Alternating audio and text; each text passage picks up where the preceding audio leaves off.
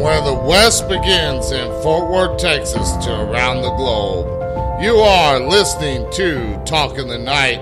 I'm your host, Paranormal Phil, and later on in the show tonight, we're going to be talking with my guest, Eva Fulton, as we talk about North Texas veterans and women veterans of America. Also, we'll get into her book, my Welcome to My People Garden. But first, up on the Talk in the Night website under the Story of the Day, which I am doing all veteran stories this week up there on the website.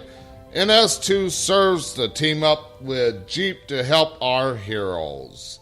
On Fox News this morning, NS2 serves unveiled a Jeep to help veterans get into the IT tech field after serving, and of course that's for 9/11 veterans. There ain't much, or at least I haven't found much, but I'm sure there is, but there are programs for mostly veterans of 9/11 or after 9/11. Of course, I'm first Gulf War veteran, so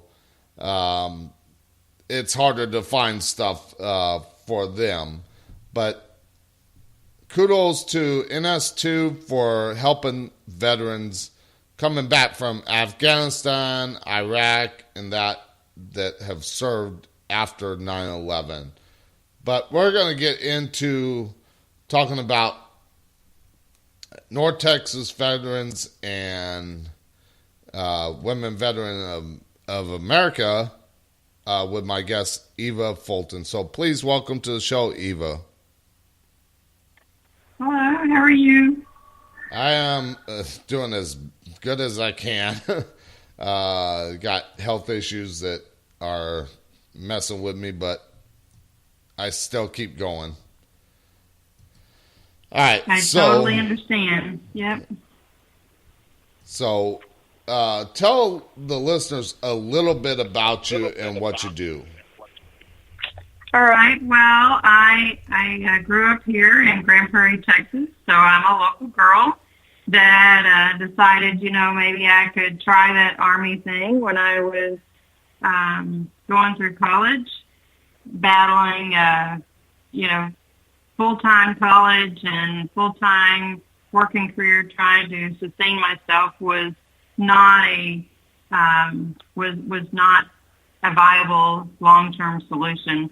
So I chose going into the military, and I was in the reserves for a couple of years. And in the spring of '90, I decided to go active duty, which was before Desert Shield got kicked off in August, and I ended up going to Germany via Saudi Arabia in November, and then December is when I landed, boots on the ground in Saudi. And so I'm a combat veteran from Desert Shield, Desert Storm, in the first Gulf War, and was there for 5.5 months, and really, got to experience, a lot of the facets of war with Patriot missiles going off and MLRSs and driving a 2.5-ton truck and making some really good friendships that I still have today. And then redeployed back to Germany and PCS to Fort Stewart, Georgia, where in March of 1992, on my birthday, I had a really bad car accident. An MPT'd my car on my birthday, and I had 3 pelvic fractures, 2 knee fractures, 2 ankle fractures, and some residual injuries that I still deal with today. So you take that, compound it with Gulf War syndrome that, we tend to deal with. It's been a journey. I ended up PCSing after Fort Stewart and Hunter Army Airfield to Fort Hood, Texas with 3 Corps, and then went back to Germany for 3 years and ended up getting out in 2000. So I, did some corporate America stuff and got laid off a couple of times and became a business owner, owned a cleaning company and a construction company. And in the meantime, I've had 4 kids and back to working for the government again.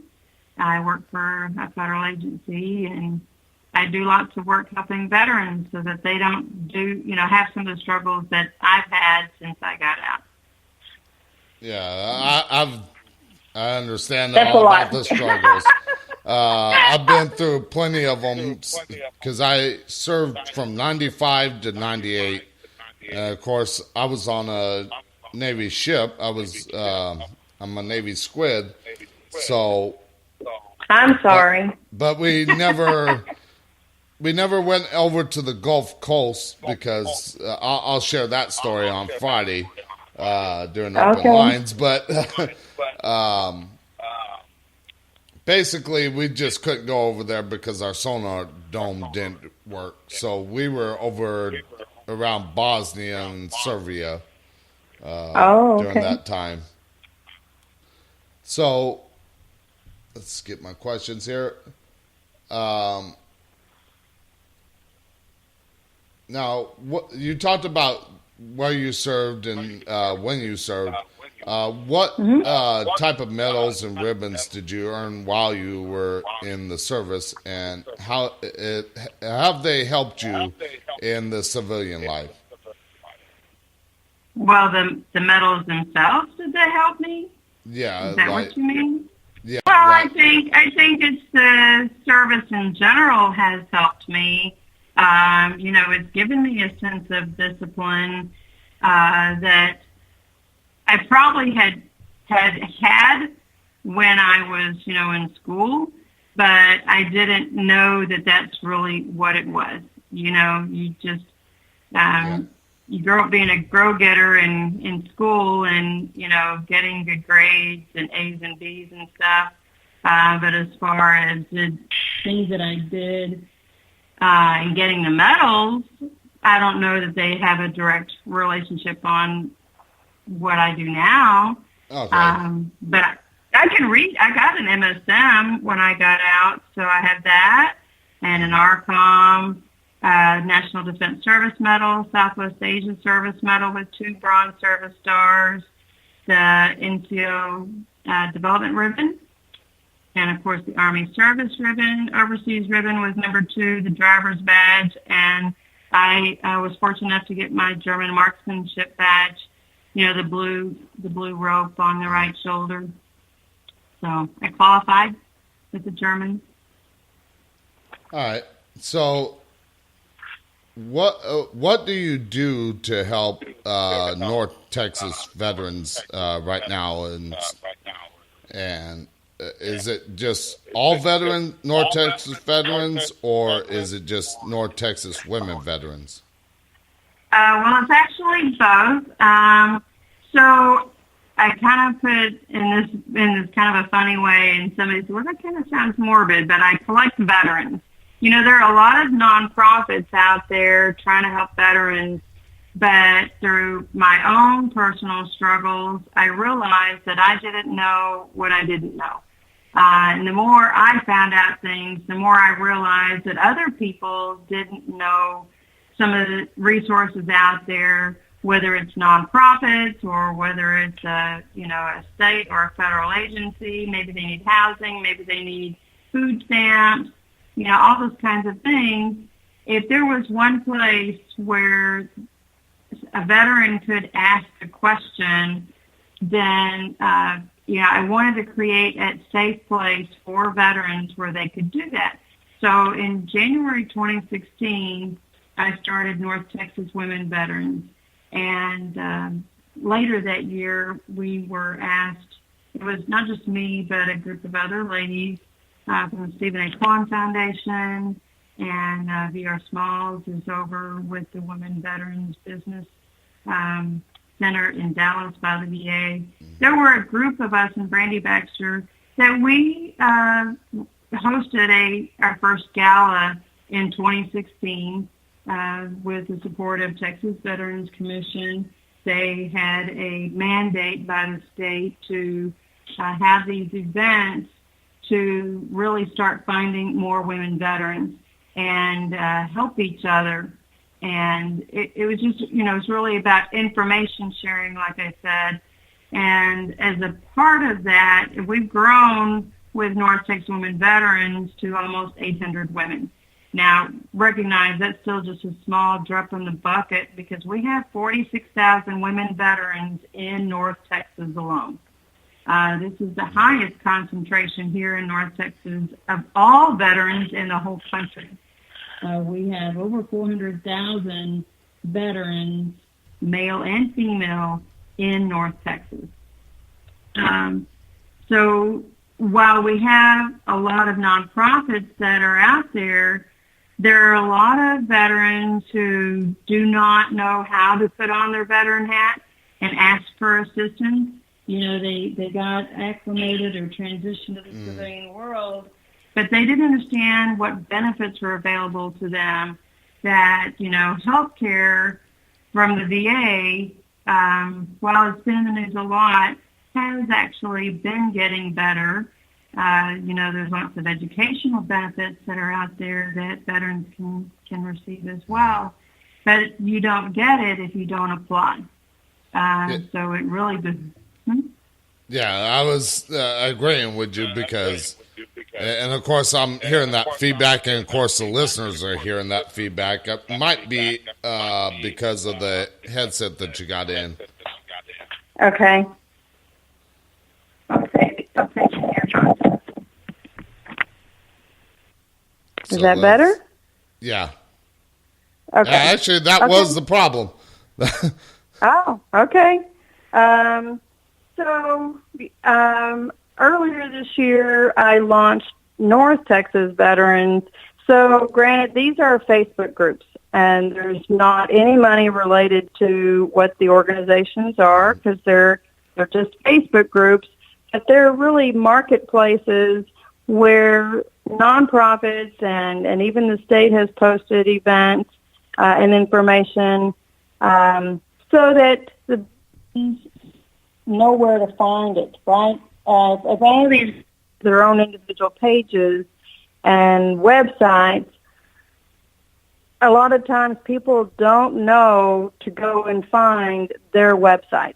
Mm-hmm. So when the organizations are having their events, they can share their flyer onto North Texas Women Veterans and North Texas Veterans pages. And I have several administrators that can help me cross-post it into both groups so that, the right people can find it. So North Texas Veterans is a co-ed, obviously because I'm a female, that it needed to be co-ed, but the guys are welcome to ask, questions just as much as I have with the ladies on North Texas Women Veterans. So, like I said, whether it's resources for moving or watching their service dog or somebody had asked, we've had people ask about hoarding or moving down here. That was a neat one that happened earlier this year. Somebody was, they found out about North Texas Women Veterans through Google, what veteran organizations were here, and contacted us, and we met up with her, and she was looking, where should she move and what kind of jobs are available down here and stuff. So it's really, I think, a good place for people to get information and get plugged in. Yeah, because like I was saying, I never knew about a lot of things when I got out of the service and everything like that. I never used my GI Bill for schooling. Of course, I've always been the person that loves to learn hands-on rather than to do the schooling. Of course, luckily I learned about the VA benefits, disability, because I was injured while in the service. And, of course, like we were talking before the show, it's gotten worse, but that's a story for another day.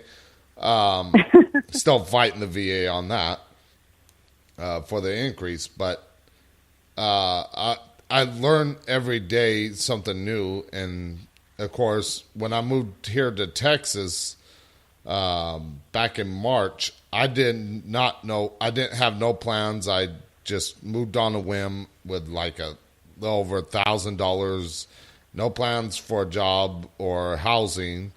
But I was going to try and make it work because I did have an interview with a job before I left California, but just never panned out when I got here. So spent like 5 days in a hotel using up my money there instead of looking for the veteran resources. But as soon as I started running out of money, I was like, I got to do something. It's not working. And I don't want to go back to California because I don't really have anything to really go any place to go back there. Right.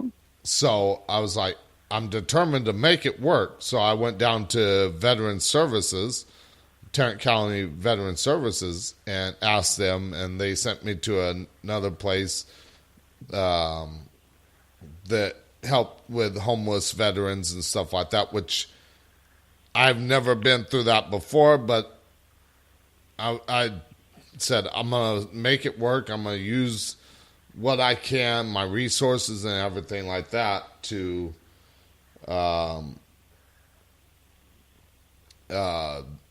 stay here and everything like that. So I spent 3 months in a homeless shelter for veterans while I found work and found housing. Of course, I thought of places like, I was thinking like Section 8, which I tried to use one time out in California, but never could find a place in time before it ran out. So I didn't think about what I used this time when I got here, which was Catholic Charities. And they helped me find the housing, but there are a lot of services out there that I never knew about until I moved here and became homeless and stayed in that veteran shelter that helped me find these resources. Right. Yeah, there are a lot of navigators out there with some of the nonprofits that are really willing to help people, but when you're in that situation, it's hard to know what organizations are out there. The other organization I'm really proud to be a part of is Women Veterans of America. And, we're the only chapter here in Texas so far, and really hope that more women would, like to start, one of their own chapters as well.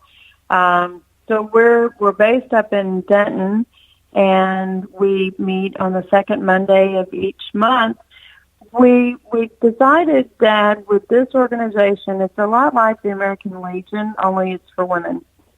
And, we really represent and advocate for women veterans, not just through, the VA, but also with the, community and nonprofits. And our motto is stand up and stand out. So we really want the community to understand that, women veterans have been serving. We've been in the military all these years since the beginning of America, and whether we, some ladies had, they disguised themselves as men. They cut their hair and, just really tried to emulate the man because they wanted to serve and just not look like a woman. Unfortunately, we've been able to, be ourselves throughout, some of the time. But a lot of women, because of their experiences, don't want to walk into, the smoky VFW hall and, you can't smoke in there anymore. But I know all about it. Some of them still do, and then, typically there's alcohol, but there's not always a lot of women, and it's not some place we're going to take our kids with us, too. If you're believe it or not, I was going when I was very small because my dad was a lifetime member of the VFW because of his 20 years in the service in the Navy. Mm-hmm. So, of course, my mom would go and they would take me and my sister there. Of course, we couldn't be in the bar section, or at least not after 9 o'clock, but I would be in there playing pool with my dad and stuff like that. But okay. yeah, of course, being there and everything like that, I never really saw women veterans. It was always the men. Right. It's always the man that gets recognized. And, if we walk in, a lot of them will say, oh, so where's your husband? Well, what if I don't have a husband? Why does it have to be that he's had served? And, we experienced that at the VA. I experienced it not too long ago. I was standing next to my friend, and, he's in a wheelchair, but we're both at ortho. He came to say hi to me, and, they asked him about his appointment and didn't even bother asking me about mine. Well, he wasn't there for the appointment. He was there to just see me. And, it just gets really frustrating that somehow we're invisible and we're trying to change the image. And this isn't about trying to be a victim or complain. Yeah. It's that we serve too. It's really trying to be the positive side as well. Exactly. So we're getting out there and we're serving, and we're trying to help our sisters and know that they have a safe place, that they can come and talk to us. We're here to help. We can help them navigate, all kinds of different things. Put them in connection with people who can help them. Give a warm handoff to somebody that's over at the Stephen A. Cohen Foundation, or maybe it's over at the VA with a caseworker, or Catholic Charities, any number of, organizations. We're out there networking, and we've got ages of women that go all the way to World War II, to the new ones who are getting out, some of the millennials that are. So we have a wide range of women veterans who are part of the organization and giving back to the community to help other veterans. And it's not just the women either. We do have men that we come in contact with, and we can help, refer them over to Vietnam Veterans of America or VFW Post, another organization who can help them as well. Yeah. Now, what have you spoken about these issues on like in public speaking, national stage, or anything like that? And what were some of those places? Well, earlier this year in March during Women's History Month, I hosted a roundtable with some women veterans across the country, and we were speaking to a lot of the federal agencies who have veterans that are serving, in the in the federal agencies as federal employees, and they need to see that we're the face of women veterans in serving still in the government, not in uniform. I was very honored last year during Memorial Day to introduce my father, who presented the POW MIA flag to Secretary Ben Carson at HUD. And I've given speeches for Veterans Day and Memorial Day to middle schools, and that's a tough crowd, I tell you, to talk to middle schoolers, 6th, 7th, and 8th grade. Their attention span's not quite so long as the adults, but they were a joy to talk to. Try talking to a college class about the paranormal. That's interesting. Oh, I would bet. And last week, I had two different unique experiences. So my VFW commander, because I'm a new member with the VFW, put me in touch with sitting on a veterans panel for Mercedes-Benz. And they were very enlightened with what I was talking about with some of our experiences as women veterans transitioning into the civilian world and, working in corporate America. And then Thursday, I was the keynote speaker for Citigroup for their Veterans Day and the celebration. And we, talked about World War One, and it was 100 years this year since the end of the armistice. And so it's been a good adventure. More opportunities. There were several of us that spoke at different venues. I'm the chaplain with the Women Veterans of America, and our commander, Camilla Zimble, is wonderful at networking in the community with many of the city governments. And she spoke at FEMA, and there was an event with Green Homes and Green Extreme Homes and Citigroup. They're building a house for women veterans in Louisville. So we're making progress and getting out there in the community and really advocating for ourselves. And like I said, not advocating in a, whining and complaining, but just being visible. Yeah.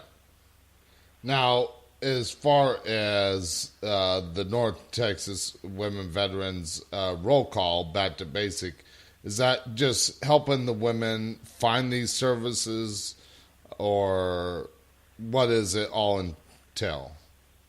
Yeah, so our first year, that was in 2016. The Back to Basics idea was really, kind of getting us back in touch with some of the very foundational things that we learned in basic training.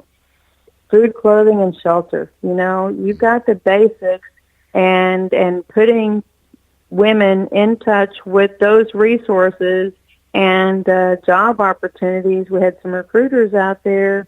UTA had hosted our event then, and it was very well received within the community, and we crossed all the different types of organizations: nonprofit, for-profit, federal, state, local, and educational.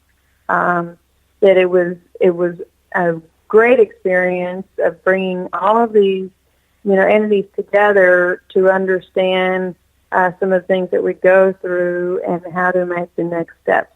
And we did another one in 2017, and we didn't get it together this year.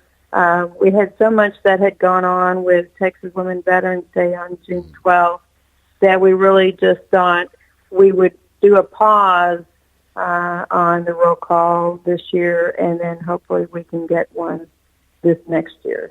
So, all right. Now, you mentioned about Women Veterans of America being here in out of Denton, Texas, and you mentioned something about trying to get more of them, different chapters. Are there different chapters, or are you the only one? Well, we're the only one in Texas, but there is a national organization that's based, I think they're in Kentucky or Tennessee, that other veterans, women veterans can contact and start another chapter. And obviously we'd be happy to help mentor them to start other chapters. And that way they can empower themselves with the tools that are there and show them, tell them that what the things that have worked for us. I tell you, Camilla has really been beating the streets since we started last year. I think we're over, 75 members, and that's a lot of us talking to other women veterans. We meet them at the grocery store, at schools with our kids. It's amazing where you're going to find more women veterans and getting them to join, and they realize, oh, wow, I should be plugged in, too. I would really like that. I miss having my sister camaraderie. So it's not much different than what a lot of guys feel if they go to the VFW or, DAV or whatever, that we're our own culture. We know how to talk to each other. We know how we feel. And when you get plugged in and we can help each other with jobs and emotional stresses and, physical things that we go through, then we can help circumvent any of those issues that, people like you experience with homelessness if you just had that resource connection to get you plugged in. Yeah. All right. So we are at the first commercial break, but we'll be back with more with my guest, Eva Fulton, as we talk about women veterans of America and so much more. We'll be right back.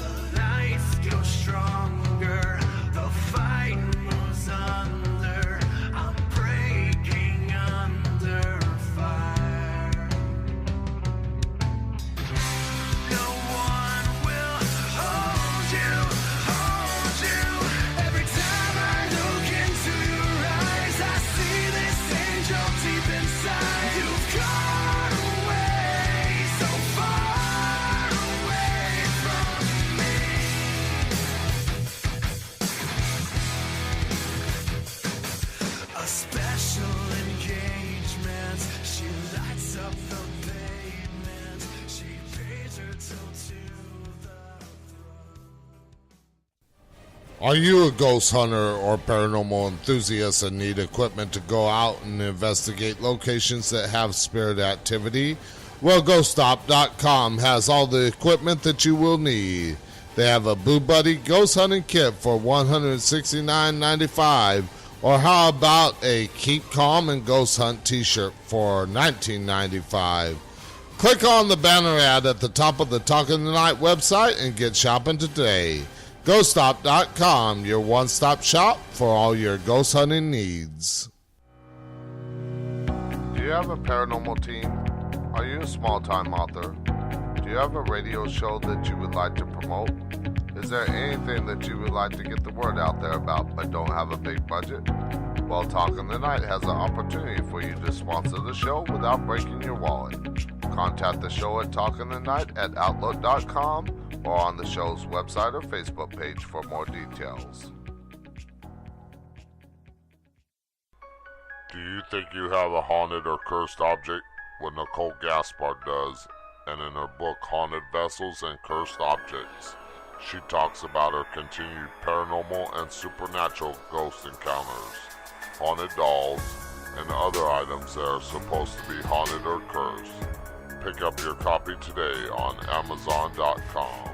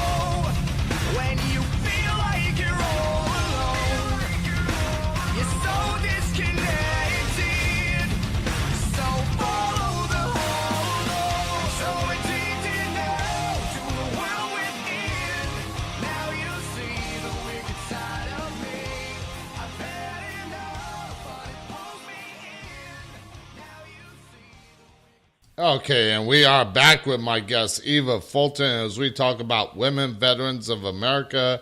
And, of course, later on in the show, we'll get into her book, Welcome to My People Garden. And I'll explain the promo that she's given you, the listeners, a chance to get the book at a discount and maybe even one person getting a free copy. But during the break, we were talking about MSG, I think you said it was. T. Or T. Yeah, MST. What is that, and how does it pertain to the women veteran? Yeah, so MST is military sexual trauma, and there are a lot of women, and actually men too, who experience some kind of sexual traumatic event during service. Now, obviously, that can happen, outside of the military as well. But military sexual trauma is, like I said, a sexually traumatic event that has happened during their period of service.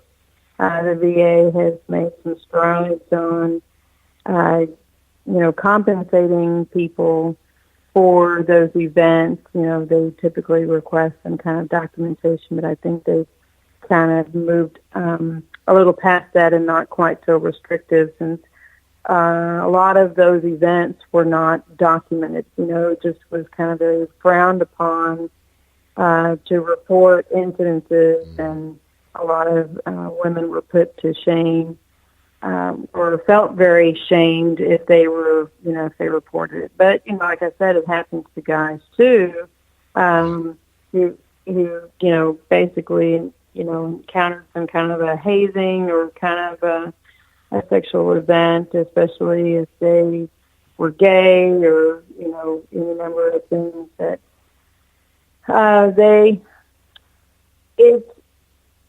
it's really unfortunate because I'm very blessed. I didn't encounter something like that. I think a lot of the military people I was around, treated me like a sister, and I didn't have that kind of experience. But for a lot of women veterans, for them to walk into a VFW hall where they know that they're going to be surrounded with a lot of guys who have been in uniforms, it's really kind of a trigger, which was one of those reasons why we felt that starting Women Veterans of America was a good thing, and to not meet at the VFW.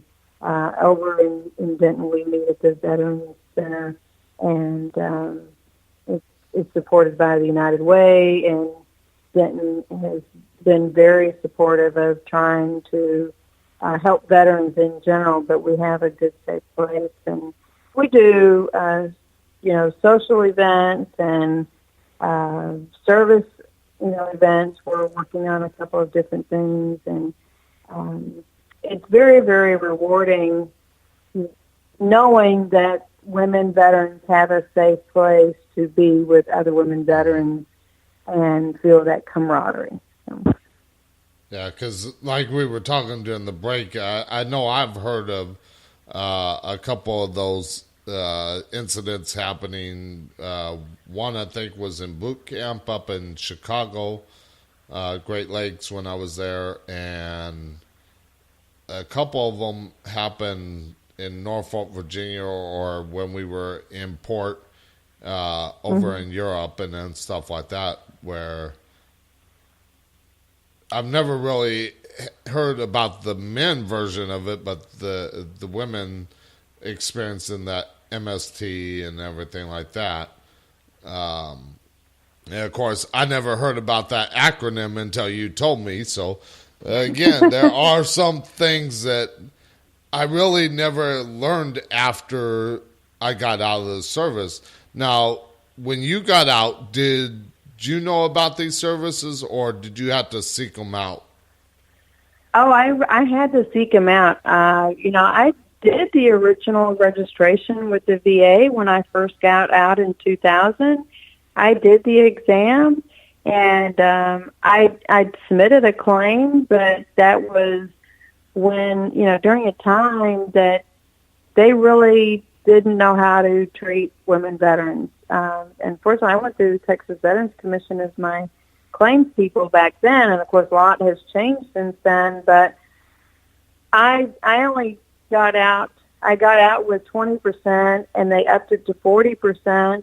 But you have to understand how bad my car wreck was. This should have been a no-brainer for me to have gotten a much higher percentage way back then.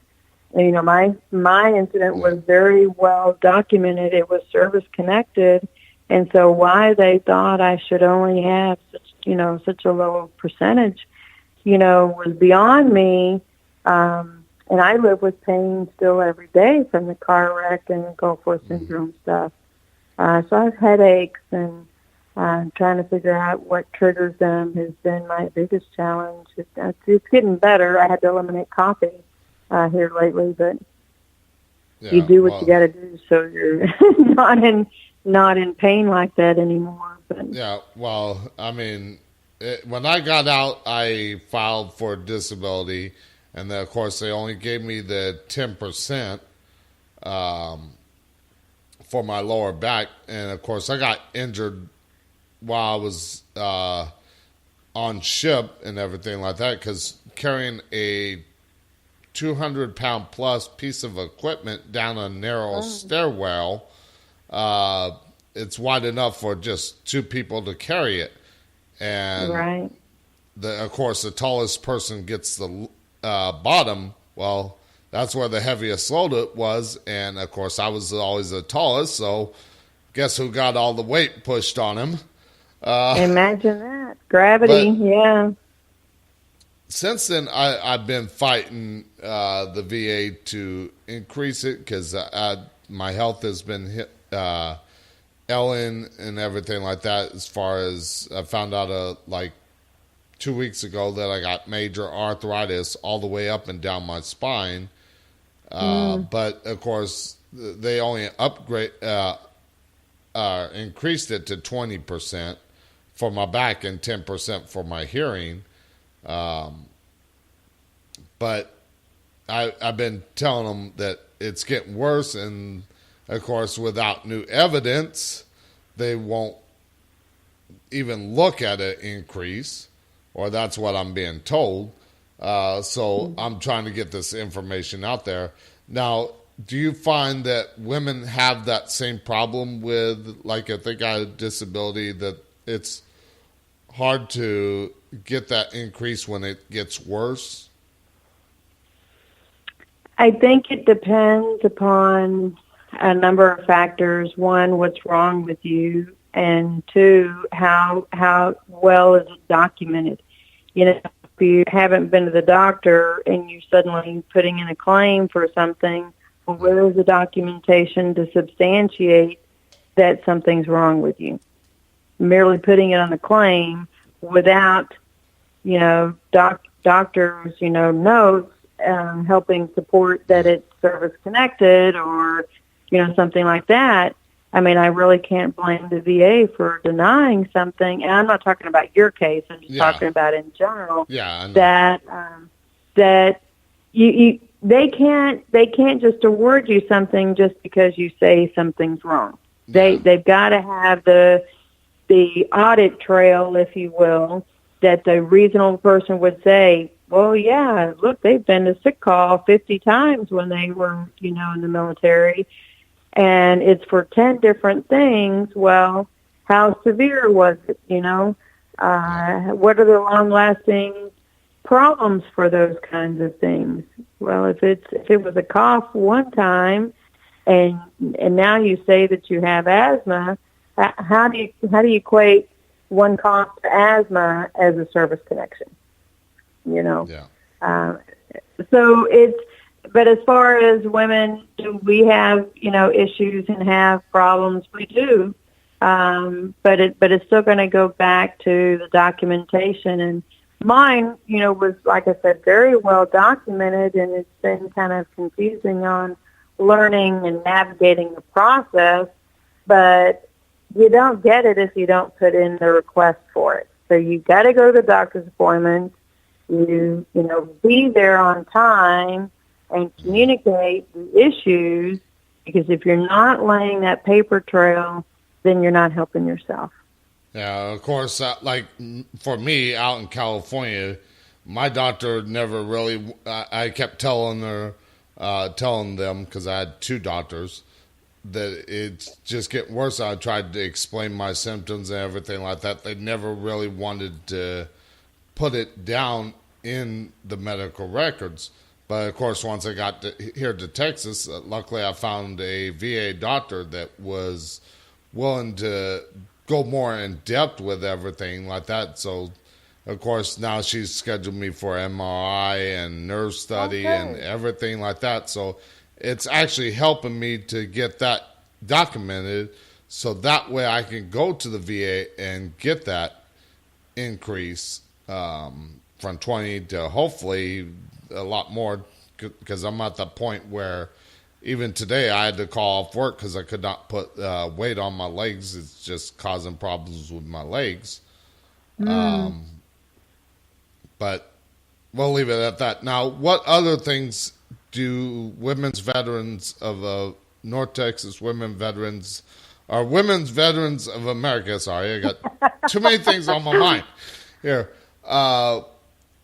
What other kind of services that you try to help them with once they get out of the service? Like you mentioned, getting in contact with people, helping finding jobs, homes, stuff like that. Yeah, there's a couple of other things. So one of the great partners we have up here in Denton is the Chris Kyle Center. And Ginger Simonson does a wonderful job of getting a number of programs over there. So they work, the Military Veteran Peer Network. They do counseling peer-to-peer, but there's also art therapy. I really enjoy art therapy over there. I've been through 2 different classes and actually made, if you saw the cover of my book, I made that mask in art therapy at the Chris Kyle Center. And very cool. I really enjoyed it. It was not just about the art, but it was about the camaraderie of the other women that were in the class. And, we're exploring this different side of things. I'm not an artsy person, but some kind of art came out of me that day during that class. It was, I think, 4 weeks we went and worked on it. And so that's one thing. The other thing that has really helped me throughout has been my faith, and that's why I'm a chaplain. And I really wanted to come on your show and talk to veterans that, that maybe we reach at night and not necessarily during the day, because we've got a lot of, late owls out there that like staying up or they're working at night, and they need to be heard as well. And, if anybody, gets to that point where they just need somebody to talk to, feel free to reach out on these Facebook pages, because it's not just me that's monitoring. There's people that can't sleep, and would be happy to help somebody out there answering a question if they're not feeling good. There's so many great organizations in North Texas. We got Your Six. That's David Jordan, and, you got a Reverend Warriors, Jesse James, Jeff Hensley is with eQuest. There are a lot of great organizations out there that are willing to help people, but we don't know you're out there if you're in a closet. I say that figuratively, that you gotta communicate to us, because if you've fallen through the cracks somewhere, we can't help you because we don't know you're there. Yeah, that's of course why I did this whole week long of shows about veterans, for veterans, so that way maybe somebody could hear this, a veteran that don't know about these services or anything like that can be like, hear this and go, wow, I never knew about that. Thanks for tuning me on to that. Yeah. This summer I had an opportunity to go on a scuba trip with Deep Sea Valkyries, and I had a great time. So the Griswolds run that out of Arizona, but one of the chaplains that was founding on the board is Jeff Hensley with eQuest. And he didn't get to go on the trip this year, but Julie did, and she was amazing at helping women veterans and the guys too with facing some of those battles and finding a peaceful place in the water that you can tune all of the other noise out. It was just an incredible trip and exhilarating swimming with sharks out there. Never in the world thought I would swim with sharks, but I did, and that was pretty cool. So yeah, now got to get out there and get engaged. Yeah, now I've seen that on your website that you have a master's degree in business administration and a bachelor's of business administration. How has that helped you get to where you are today? And did you get that shortly after you got out of the service, or no, I didn't. I was a late bloomer on the education side of things. So, when you get to that rock bottom, the only place is to go up, right? Mm-hmm. So my husband and I at the time had lost everything, and had this conversation with God, and he says, you need to go back to school. So I went back to school through the Voc Rehab program, and that was really a huge lifesaver for me.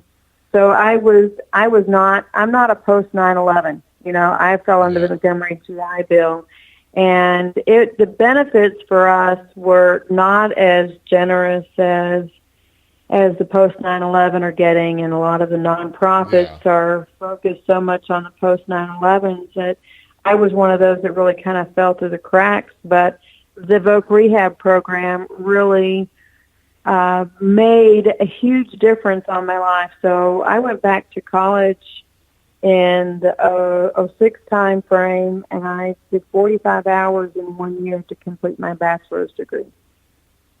Okay, I didn't have a car. I didn't have a car, so I did that all online with Dallas Baptist University, and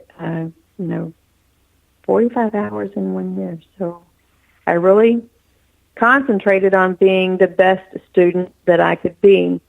And then when I was going through the checkout orientation to start finding a job, my case manager for Voc Rehab suggested that I go and get my MBA. She said, Eva, if you want to compete with your peers, I really recommend that you let the VA send you to get your MBA. So I did that, and I graduated in 2 years. So I finished in 2009, December 2009. So I was working full-time, going to school full-time, raising 4 kids, and by the way, got a divorce then too. So it was rough, but I did it. Yeah. And but I did it. Yeah, I mean, there are so many challenges that I've faced. Of course, I've never been married, had children, so I don't have that problem yet. But I'm more focused on what I'm trying to get going here with the radio show and focusing on my health and everything like that, because without my health, I got nothing. But, I mean, I've tried the Voc Rehab and everything like that, but of course, because like I said earlier, I never used my GI Bill, and as you said, everything's focused towards post 9/11 veterans and everything like that. So it almost seems like veterans pre 9/11 seem to get left out of a lot of things. They seem to think that we had our chance and everything like that, or at least that's how I'm seeing it. I don't know if it's so much like that. Is that I think the communication just didn't happen, and that's where we've got to be advocates for ourselves and for each other, so that we can help each other. When you get your letter from the VA with your new percentage entitlement, I don't like using the word entitlement, your new percentage designation, or whatever your disability is, those letters will tell you what new things you qualify for, whether it's your veteran group life insurance, or maybe you ended up getting the 100% and, you get commissary benefits. That can be a big deal for people. You really got to read those letters and follow the instructions. Maybe they needed more medical documentation. Put in for the appeal. Don't just, get the letter and think you don't need to do anything else with it. You got to follow up. You got to you are your best voice. And if I can teach you to help be your best voice, to advocate for you, then I'm doing my job well. Yeah. Now, let's see, we got about 4 minutes before we go into the break at the top of the hour, but tell people about being a feature writer with govloop.com and being a guest blogger on the Department of Veterans Affairs Vantage Point blog site. Okay. So I wanted to find this, I found this creative side of me in words, and I started doing some writing about women veterans working in the federal government. I had an opportunity several years ago to represent women on an OPM, the Office of Personnel Management, hiring panel. So at the time it was Director Archuleta. She came to Dallas, and I was fortunate enough to sit on the panel. I was one of 2 women veterans who were already hired in the federal government, and there were a bunch of women veterans who were in the room who wanted to get hired on with the federal government. But I was looking at it from the aspect of how do you get promoted once you get your foot in the door. And, most of those women were trying to figure out how do they get their foot in the door. And sometimes, you just have to start somewhere.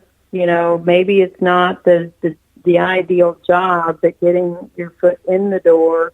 And then as you can network in with other people and other jobs, you find out what opportunities are there, and, at least find some kind of stability to get the benefits that are available as federal employees, because they're not much different than when we were as military, soldiers and sailors and stuff.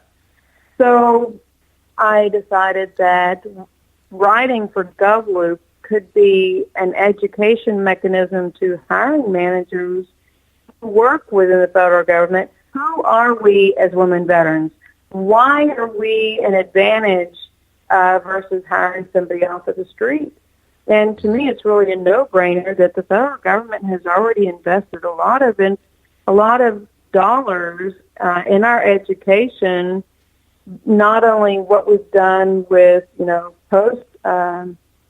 postgraduate work or getting your bachelor's degree, but all of the leadership training that we were taught in each of our branch services, and the job training that we had gotten.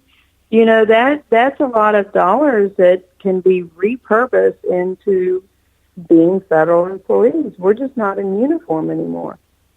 Yeah. So, and of course, I found that some employers, like where I currently work, I work at the Children's Hospital here in Fort Worth, and of course, the vice president of the hospital is also a veteran. And, of course, they had a ceremony on yesterday to honor veterans and stuff like that. Oh, awesome. And they honored him, but he spoke about wanting to get more veterans involved in, like, the community and the hospital and everything like that because, like I said, I found this with a lot of jobs that they like hiring the veterans because they have that discipline that they got in the military. Right. Yep. So I really thought it would be a good idea to be, advocates for ourselves. And the other blog that I wrote for Vantage Point, that's the VA's blog, was just telling about my own personal, story, how getting my education really transformed my life and opened doors for my success now. Because believe me, I've lost everything before, and $450 a month for your income to feed you and 4 kids and housing and everything, that doesn't go very far. Yeah. Trust me, yeah. I know I've lived off of my VA disability before. I know all about that. But we're at the commercial break at the top of the hour, but we'll get back more into this after we come back. And of course, if you want to call into the show, I'll mention the call-in numbers after we come back. We'll be right back.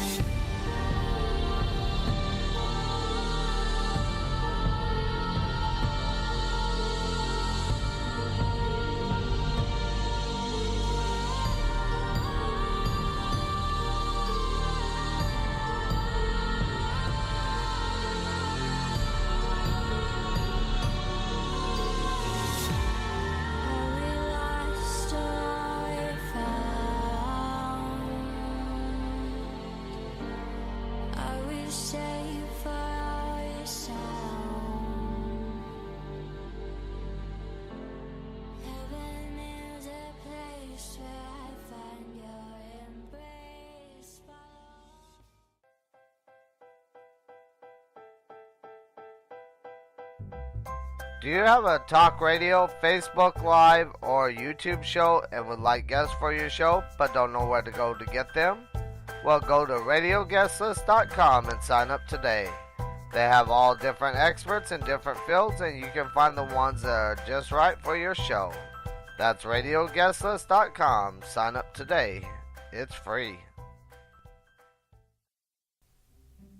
If you like finding out about different things in the paranormal field, such as ghost stories, haunted locations, UFOs, cryptozoology, and much more, well, check out Into the Paranormal on YouTube, and be sure to subscribe to the channel. Videos are posted once a week.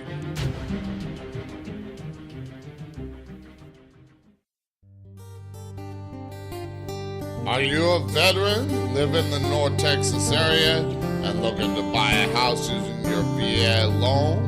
Well, check out Farouk Khan's website at iconsellhomes.com or email Marcus Weber at marcusweberl@outlook.com. Both can be found linked up on the Talk of the Night website.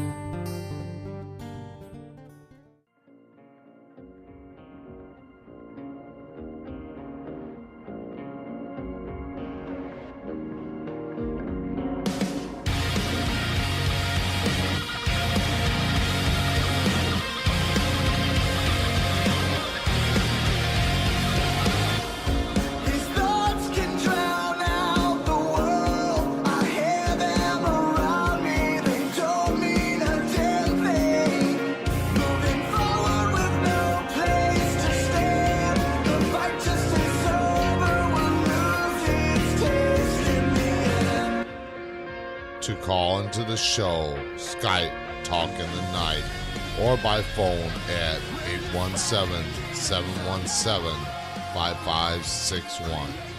And now, back to Talk in the Night with your host, Paranormal Phil. Okay, and we are back with my guest, Eva Fulton, as we talk about women veterans of America, North Texas veterans, and of course her book, Welcome to My People Garden, which we're going to get into in a bit here. But, of course, the phone lines are open if you want to call in. Now, I did have a question here in the chat room, and I'm just trying to see if I can find it. Okay, there it is. Somebody asked, do men get more benefits, or is it the same for everyone? Now, real quick before I let you answer that, I want to mention also, if you're on Spreaker.com, click on the player. There's a little chat bubble. Pop in the chat room. Say hi. Let me know. I do interact with the listeners in there. So you can ask your questions there if you don't want to call in. All right. So getting back to that question, is it the same for everybody, or is it more geared towards or you find that more men get the benefits more than the women? I don't really know. I mean, I'm not a claims specialist, but my understanding is that if you're you've got to put in for it. So we put in for the claim, whatever your issues are, you're not competing against somebody else. So I am not aware that it's a male versus a female thing. Okay, yeah, like I said, I had that question, so I wanted to ask it. Now we talked before the break about your writing and everything like that. Now, I saw something else on your website about the Dallas Morning News and unveiling of the Women Veterans Wall of Honor in 2016. Tell us a little bit about that. Yeah, so the Dallas VA contacted me to be one of the women veterans to represent the unveiling, or be present at the unveiling. And it's down in the continuum care section. They had apparently received a grant to do some wall decorations, and they chose women veterans uniforms to be put in museum quality frames, and they're hung up down there. Unfortunately, it's in that old white section area. It's kind of down below, so it doesn't get the visibility that we prefer it to be at. But because of the grant, that was where it was located. But I was really honored to be a part of that. The other two ladies that were present were younger, and they had babies, and so it was kind of neat seeing this newer generation of women veterans there who, were at different times in their lives. One of the uniforms was a woman veteran from, I think she was from the World War II era, and so she actually apparently lives in Louisiana and commutes to the Dallas VA for her care, and was, pretty known throughout the hospital, and really cherished. I didn't get to meet her personally, but it was really cool to hear about her story and paving the way for those of us, who have been coming along afterwards. And the more we use our voices and be present, will help encourage other women veterans to stand up and stand out, just like our motto, Women Veterans of America. Now, besides Women's Veterans of America, what else do you do to help veterans and stuff like that? Because I saw something about HUD, and then, of course, some other things on your website, like Callista Consultant and stuff like that. Oh, okay. Well, I can't talk a whole lot about my day job because I'm not at work, but I do work for HUD in public housing. So there's plenty of, information about that out there on the public website. So my consulting company is really about helping. I'm the business-to-business consultant for the business-to-government entity. So let's say, you have a company that sells T-shirts, easy company we work with. Mm-hmm. You may want to sell T-shirts to the federal government. I can help you work on that textile contract with the federal government to sell them T-shirts. I work on the contracting side of things and compliance. So if you're, you've been in business for a while and you're expanding your customer base, I can help navigate the government contracting side of things, and understanding the lingo. How do you protect yourself? How do you get registered with the different, required processes, if you will. They're they're kind of like gates. How do you get through this gate and this gate so you can bid on the contract? So I help you navigate those things. All right. Now, another thing up on your website, there was a section called Faithful Warriors, and you mentioned about being the chaplain for the Women's Veterans of America. Tell us a little bit about what Faithful Warriors is. So Faithful Warriors is one of my several projects that I'm working on. I'm working on the script for a documentary. I want to capture what our military members go through during combat, and that's talking about their faith during combat.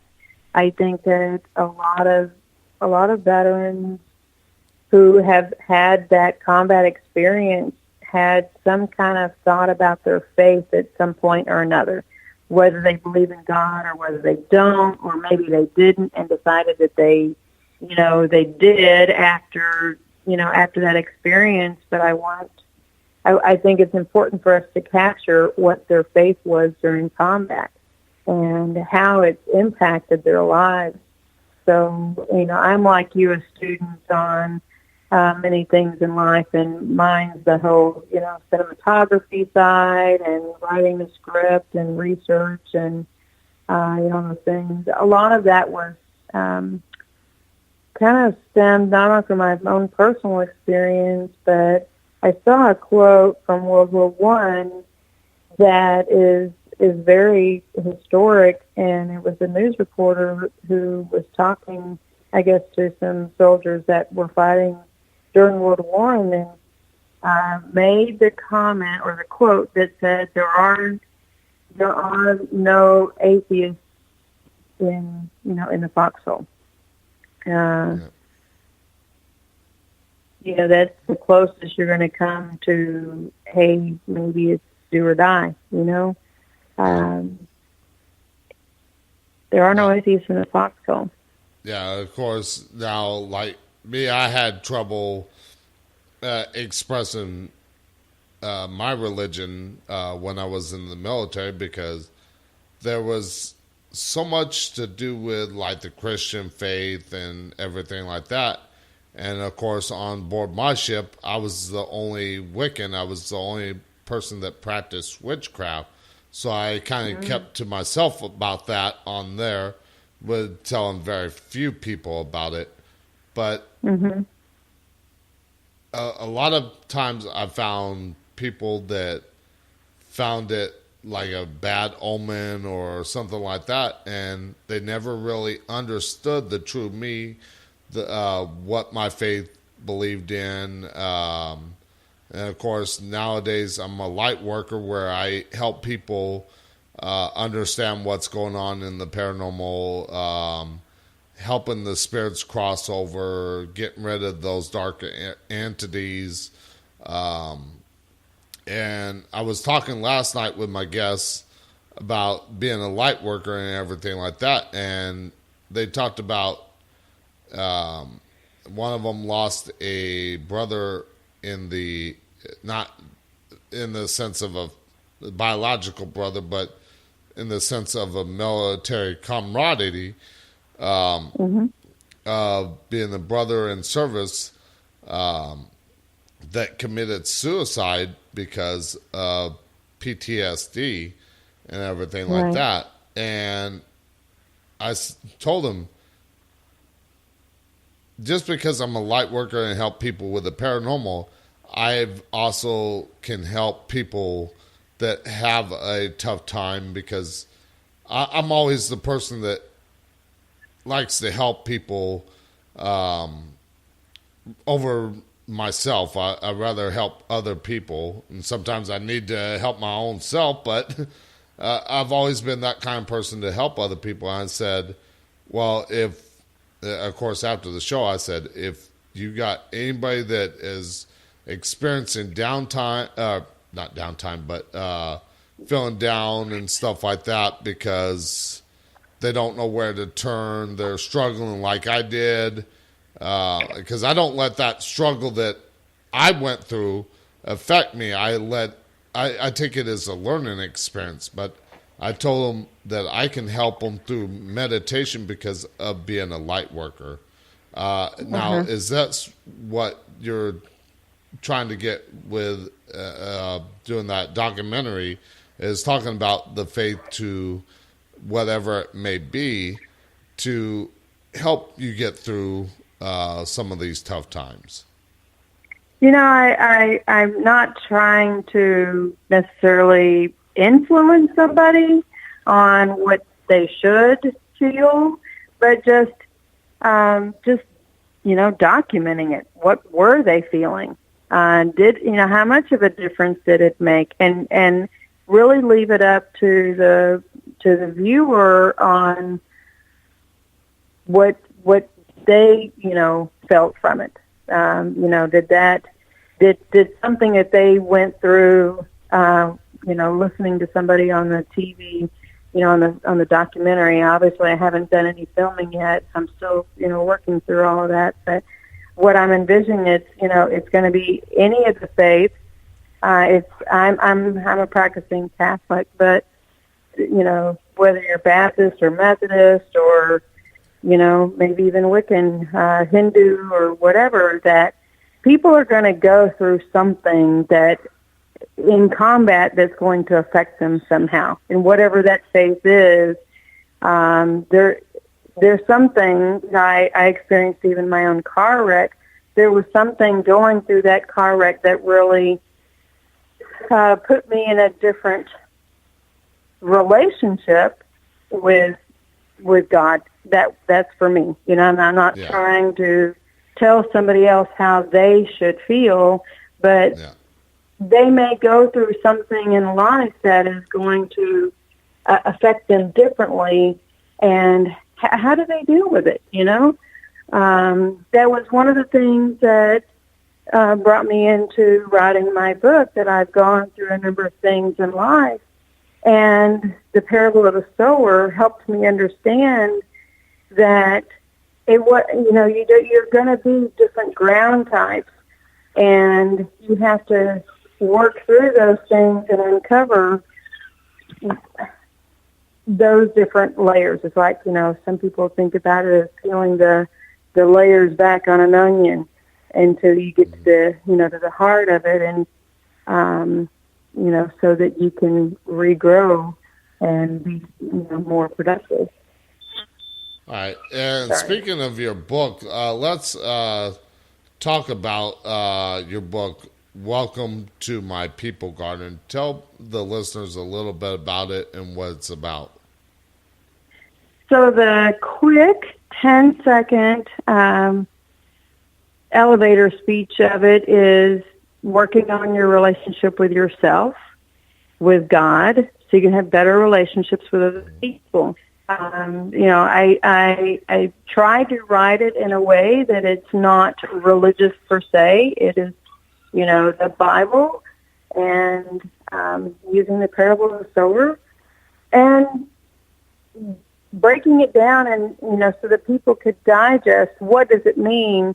But I talk about it in relationship with the things that have happened in my life, with myself and my relationship with God, and a relationship with other people. I really kind of talk a lot about my experience with both of my ex-husbands who have passed away, so that I talk about it enough that it leaves the reader with being able to see that I've gone through something, but it's not too much information, because your experiences, I want you to own and be able to work through things. Versus, my experiences, I tell it as just that enough where it's the teaching tool side of it, that you're not all in my business. Yeah. And so, you're just kind of giving people general idea of what you went through, but to help them figure out how it How all they can begins own was it. with us. Right, right. You have, your experiences are different. You have to own your experiences. So you gotta, you have to figure out how to work through those. I don't want to work through your stuff. You have to work through your stuff. I call it, you got to work through your own backyard. Everybody sees what's in front. They see your front yard, right? You drive up to somebody's house, you see their front yard. Oh, they look put together, or no, they don't. That's what they see us when they see our faces. The book cover is the mask that I made in therapy. And people put on masks whether they think they are or not, whether they feel good or whether they don't. How are you doing? I feel great. No, I don't. I feel like crap. Yeah. They put on masks. Nobody sees what's in your backyard except for you. You have to own what's in your backyard. And to me, that's not religious. That's just life. So even for you, you may find some applicability in reading it, even though you're Wiccan.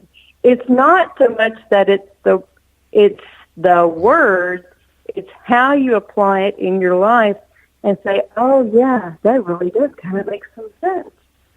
So.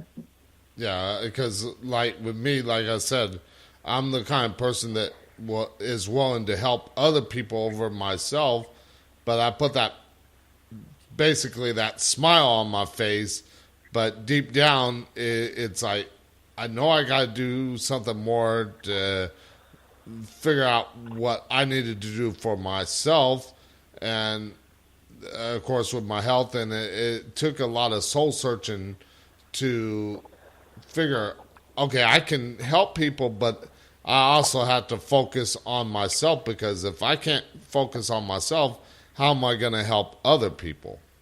Exactly. One of the things that I talked about, that I talk about in the book is, everybody says, oh, my cup is half full, right?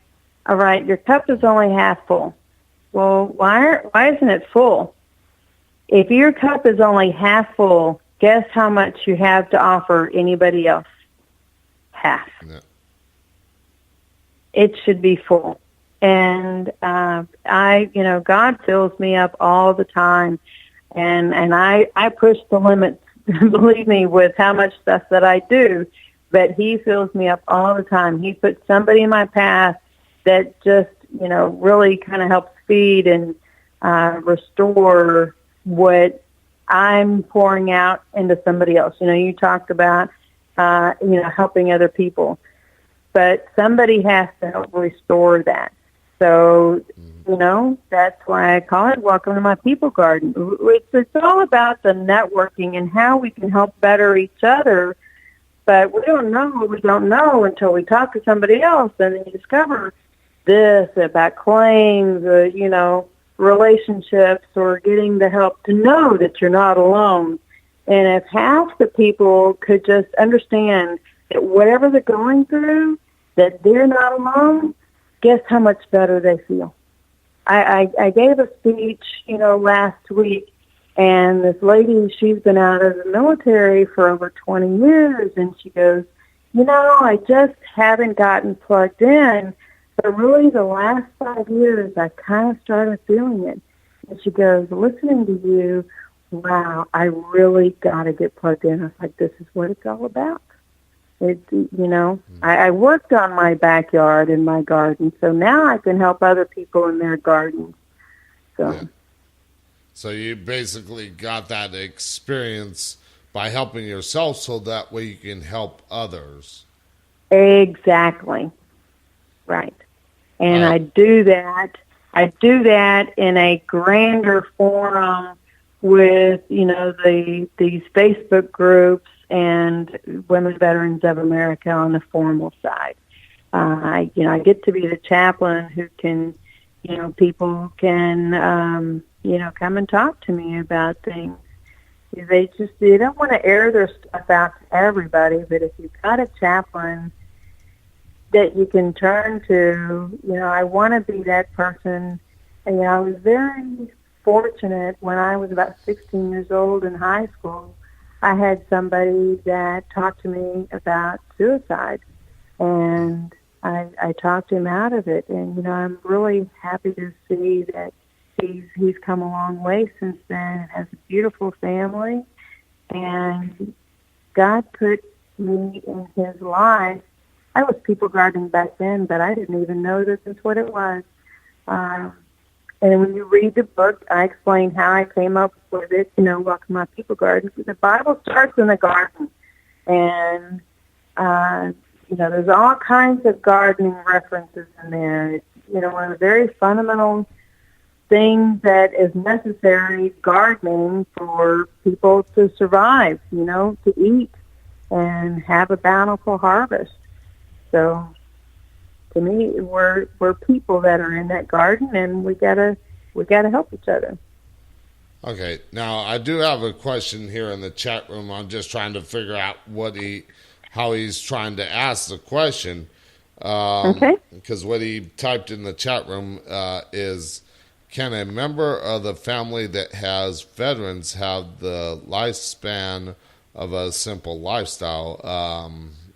I guess what he's trying to ask, and I hopefully he can correct me if I'm wrong, but somebody that has a veteran in their family, do they have more, or especially like a spouse or something like that, where they experience more of the normal lifestyle or simple lifestyle rather than having to put up with like a veteran that is suffering like from PTSD or something like that? Well, there are a lot of the nonprofits are there to help the family of the veteran as well. So I know the Stephen A. Cohen Foundation is really good about helping the family of the veteran, because it's not just the veteran that served really in the military. Officially, we're the ones on the DD-214, which is our discharge paperwork. But, the families were very supportive in, you know, all of our endeavors. They did lots of traveling. They, you know, did a lot of supporting the home front when we were deployed. And they need to know, how do they navigate helping their, you know, their family member, whether it's a child or whether it's a spouse of the veteran. You know, a lot of those organizations are there to help the family members as well. Yeah. All right. I hope that answered their question. Yeah, like I said, hopefully I asked that okay in the chat room, because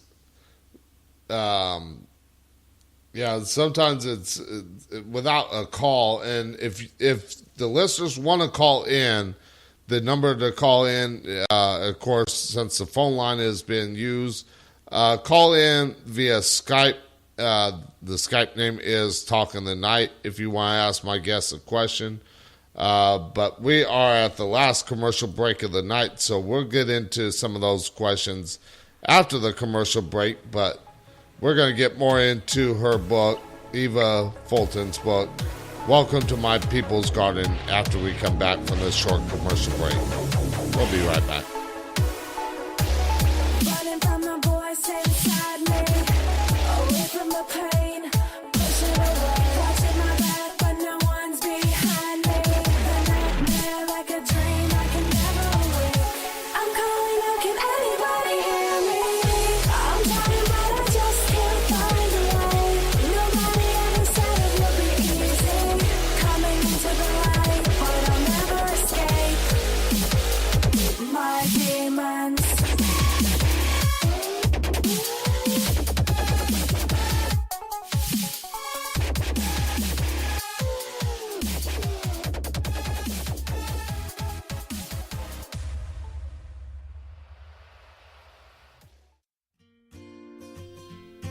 When you go to EvaFulton.com and mention Talk of the Night, the first 10 buyers will receive 10% off her book, Welcome to My People Garden. And one lucky caller will get a free soft cover copy of her book. Just click on the link on the Talking the Night website and it'll take you right to our website.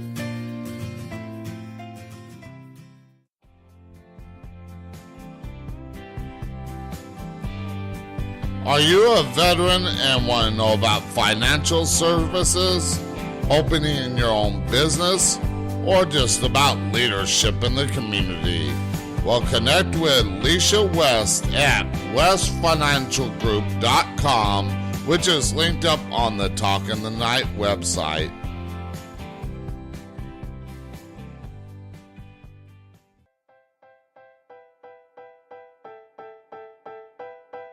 Do you want to know about the political party that is for veterans and all the people of the U.S.? Well, check out VPOMN.org or Facebook.com, Veterans Party of Minnesota, which is linked up on the Talking the Night website.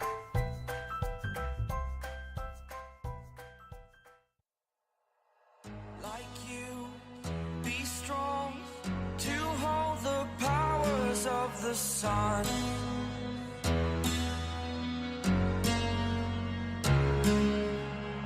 to dream, believe in strength. Now I'm the only one, only one.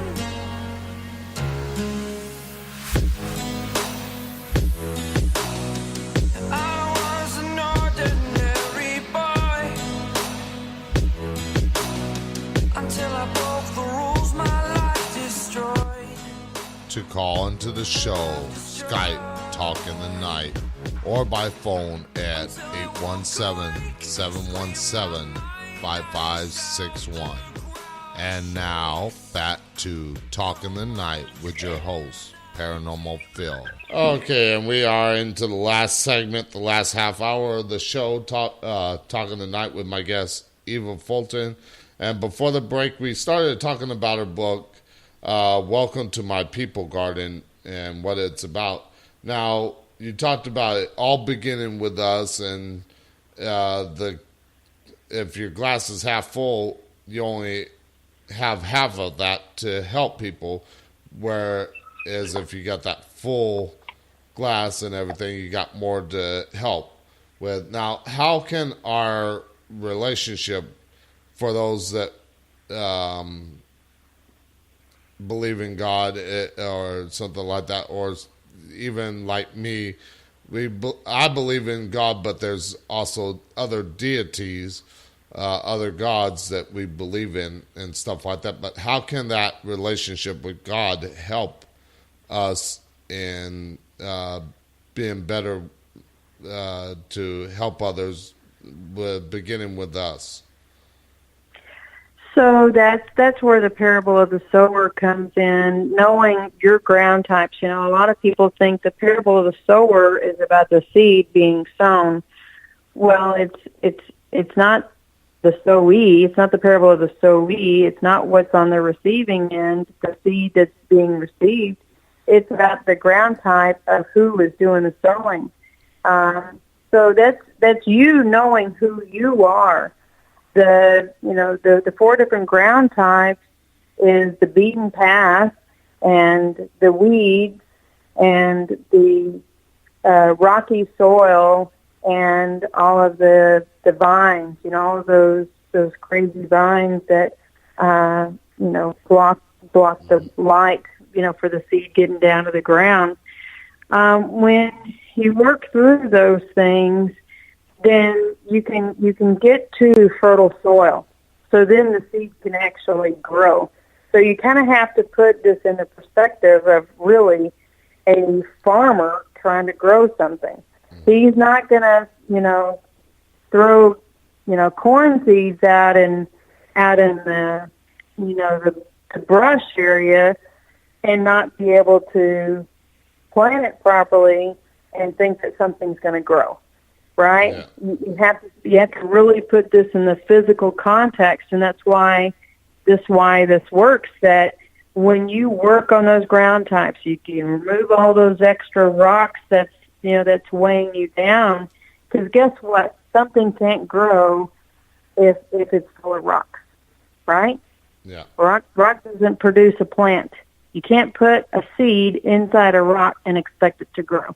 So you got to remove those rocks. But before you could get to that, you got to work through all the weeds that are there. You got to work through all those vines. I call them the wait a minute vines from being in the military, because those are the lies that we tell ourselves and that we've been told, that we've been believing, that keep us from being in a better place so that we can grow. Mm-hmm. And when you work through those things and you can get to that soil, the other part I didn't talk about was the beaten path. Well, that's just the fast pace of life, and the wind that just blows the seeds off and never, give a seed a chance to have time to grow. You don't have a seed that grows in the middle of the street, right? Yeah, unless it's a weed, but right. See. But you're not going to have a corn, stalk grow in the middle of the street. It just doesn't work that way. So if you're too busy with being in the world and, the seeds blowing away, then that crop is not going to produce anything. So you have to, let's work through these things. You peel it back like the onion. You peel out the lies and stop believing all the lies that people tell you or that you believe that you tell yourself. You get rid of those lies. You get rid of the weeds, and you get rid of those rocks, and you have that fertile soil. Then you can start growing.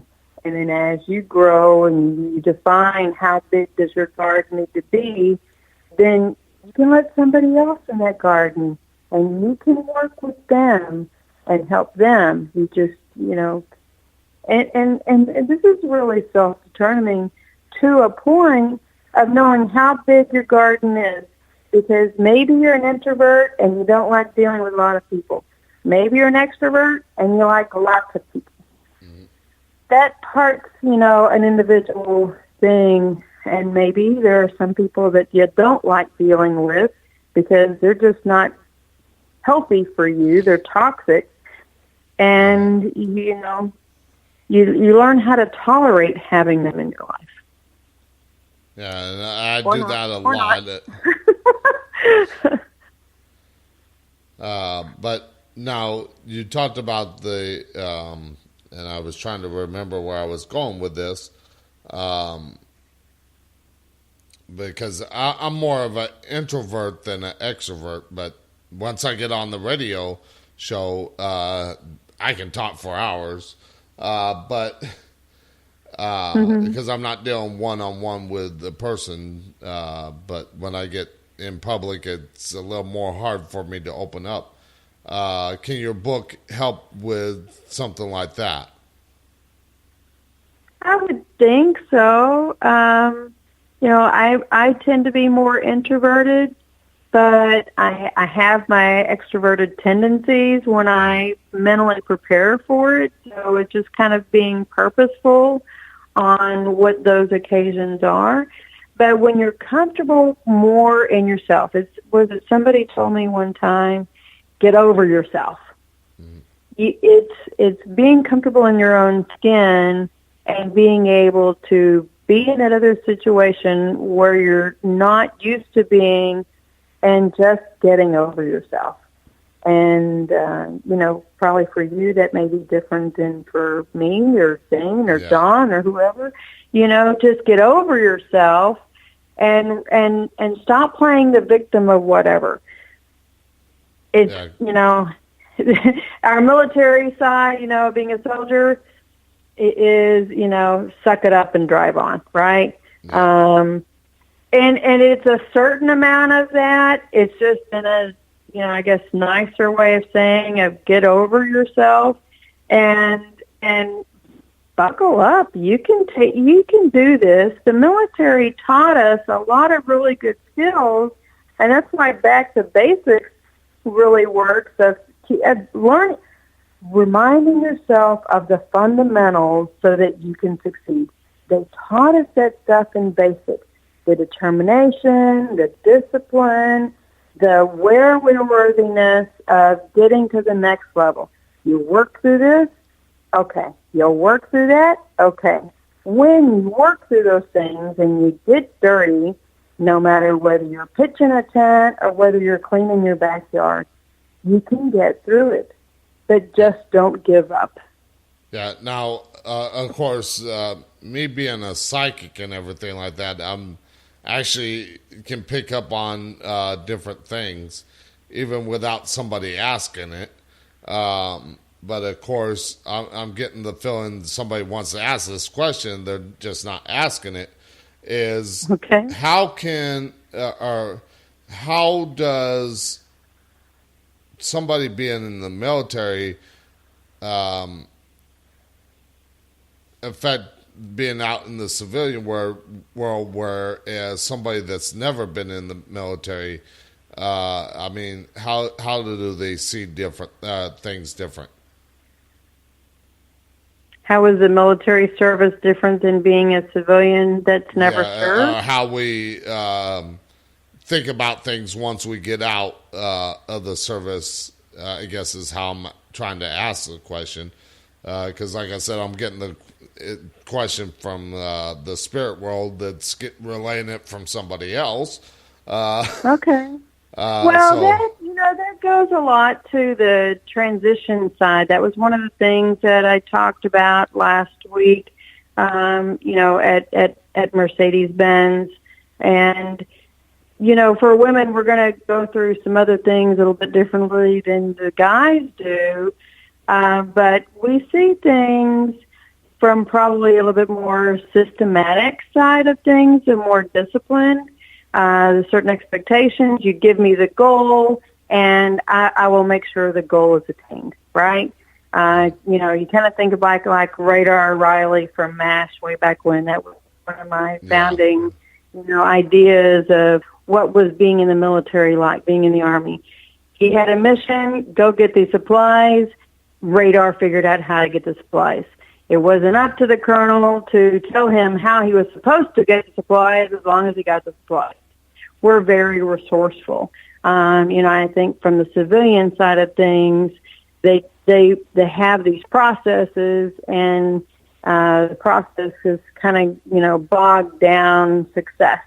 But, our goal from the military side is to think of how am I going to make this successful, and I want to do it. And sometimes I'm not good. This is probably not a good example or way of saying it, but you're going to make sure it gets done. Just don't ask me how, right? Yeah. You're going to make the mission happen. I mean, it'll be legit. You're going to negotiate and, use some different skill sets, but you'll make things happen. Yeah, but some other things. When I was in the military, of course, a lot of parts on the ship we couldn't get because they were the system was out of date or something like that, or it would just take us too long to get there. So we had to kind of jerry rig it to make it work. So right. It's going back to that. We figure out some way to make it happen. Yeah. Like I said, that goes back to the resourcefulness. But there's some other things that we women kind of go through that the guys don't, and that's finding our feminine side. So that goes back to why it's so important for the women veterans to work with each other. And when I got out, I was still very militarized, and I had my mother-in-law and my mom were really trying to help me find that feminine side. Where was the good sweet Eva versus the strong, G.I. Jane Eva? And that I really, bought into the whole G.I. Jane kind of model of things. I mean, I didn't shave my head, but figuratively, I had done that, or mentally I had kind of done it a little bit. And, I didn't care about wearing makeup. It was BDUs, and you didn't have to worry about fashion and what hairstyle to wear, painting your fingernails. You were trying to be as much guy without being guy to be seen as that equal. So for women, we still kind of think that way, but, and I put it like this: I had to learn how to soften my edges, and people tend to understand it when I put it that way. I soften my edges, and the women have helped shape me by, grow your hair. Here's how you apply makeup. And, It's like you're not in the service no more. Learn to yeah, grow it right? up a little bit. Yeah, it's okay to go get your hair done and not at a barber shop or anything. Find one. Until the last 10 years, I had not ever really had a hairdresser that I used more than once because I'd move and it just was always different being in the military. You did never have consistency and somebody helping show you this is how you have a woman's haircut and how you style it out of the uniform. I didn't have that feminine role model side, so getting out was different. Fashion, oh good grief, that has been one of the toughest things for me. And still yet, some mornings I'll change 5 times because I don't like the way it feels or I didn't put the colors together right or something. And I end up 9 times out of 10, I have to get a check off with my daughter to make sure, especially before I go speak, does my outfit look okay? She'll give me a thumbs up or a thumbs down. So, yeah, I know. Even to this day, I still have more of that military tendency towards things rather than trying to more acclimate myself to the civilian world. Of course, before I moved to Texas, for 4 years, I was working at a amusement park and operating rides, but everybody seemed to call me the drill sergeant, even though I'm a squid.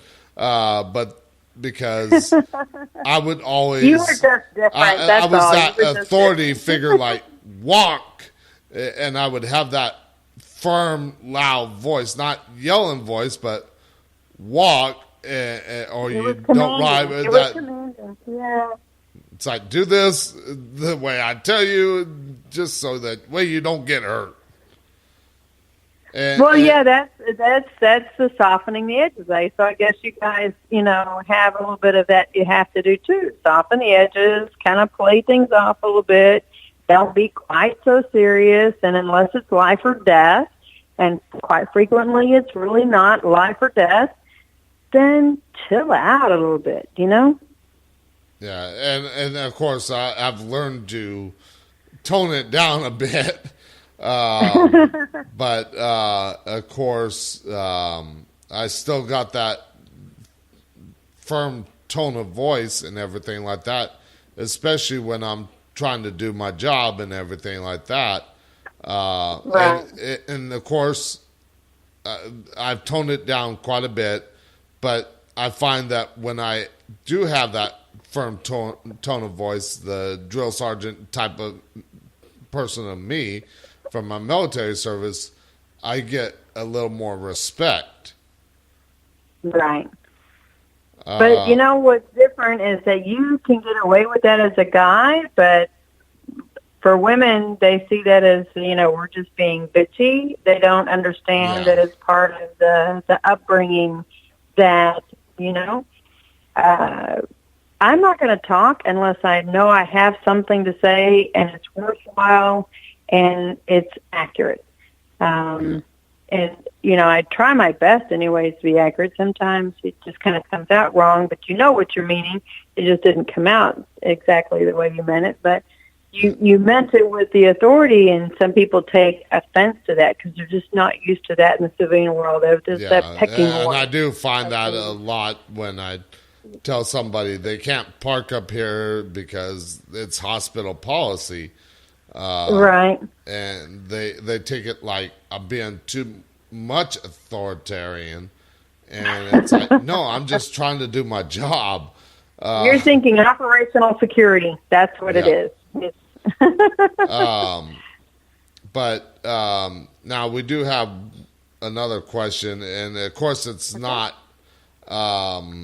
related to veteran per se and women veteran, but of course, a lot of my listeners are into the paranormal, and I threw them for a whole loop with doing this week long of veteran shows. They're like, what the heck? You did a 360 on me. It's like, well, I'm a veteran. I want to cover these topics for other veterans because my show's not all just about the paranormal. I cover other things too. But the question was, have you had any supernatural experiences while you were in the service? Well, I was in the service. Supernatural experiences while I was in the service. Seeing a spirit or anything like that?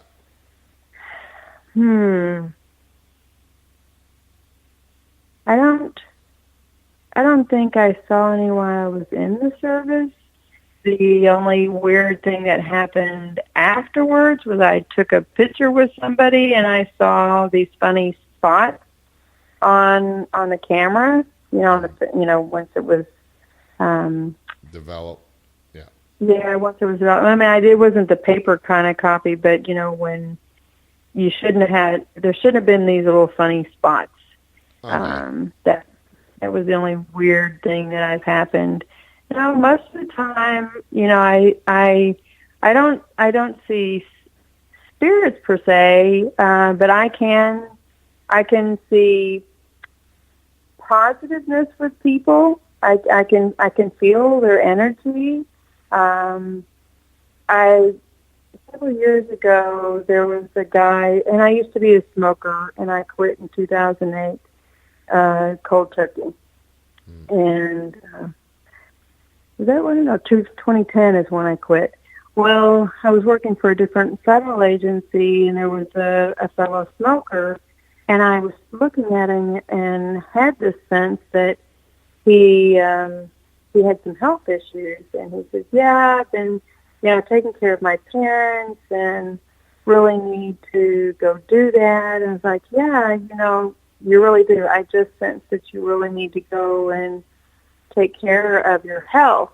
And Christmas break, came and went, and I asked where the guy was. He was actually a security guard at one of the federal agencies, and he didn't come back. And I asked what had happened, and they said, well, back in December, he went to the range, and he couldn't qualify, and he ended up getting sick right afterwards, and he passed away. And I just knew that something was not right. And apparently what had happened was he had had an abscess in his tooth, and it went septic in his whole body. Yeah. But I could sense that there was, if he had taken care of it when I said something to him, I think for sure it would have made a huge difference. So I don't know if that's, what you're considering as paranormal. Yeah. But, well, I mean, that is paranormal regular, but what I want to mention is a lot of people, like me, being able to see the spirits and communicate with them while I was in the service. We, as service members, focus more on the tasks that we have in hand rather than focus on anything like that. Because while I was in the service, I really never thought about the paranormal, even though I started in the paranormal field before I got into the military. So we're more focused on the task at hand. Right. There was a mission that had to happen.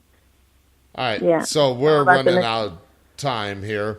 Tell people where they can find information on you, what you do, and how they can contact you, and, of course, get the book. And for those listening, up on the Talk in the Night website, there's a banner ad near the bottom of the page for Eva Fulton, where you click on that. If the first 10 buyers of the book can get a 10% off when they purchase the book, when they mention Talk in the Night.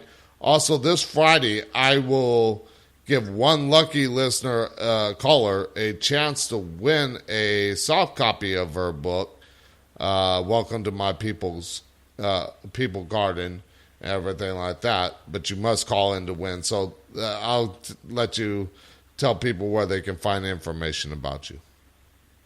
Okay.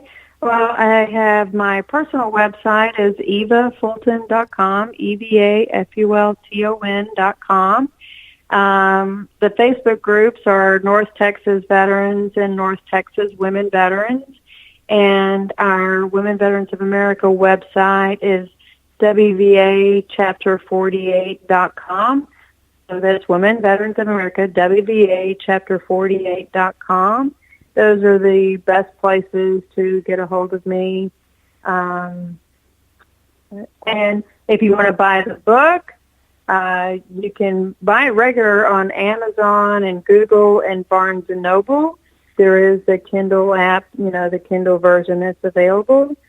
And if you want to buy it from me and get an autographed copy, then feel free to email me, info@evafulton.com, and mention that you were a listener on the show, and I can process the payment through my Square.